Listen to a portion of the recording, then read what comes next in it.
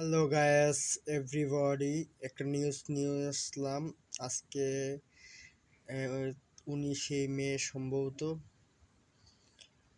যাই হোক, 19শে মে 2024 সাল।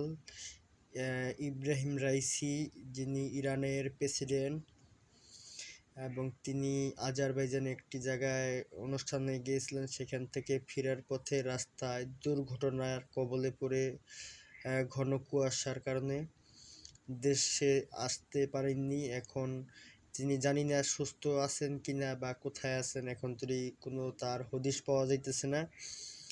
এটা এখন কোনো শেয়ার হইতে পারতেছে না, সে কি জীবিত আছে নাকি দুর্ঘটনায় মৃত্যুবরণ করছে, সেটা এখন খোঁজ নেওয়া যায় নাই। তা সবাই তার জন্য দোয়া করবেন, ইনশাল্লাহ তিনি যেন সুস্থ থাকে এবং দেশে ফিরতে পারে। কারণ ইসলামিক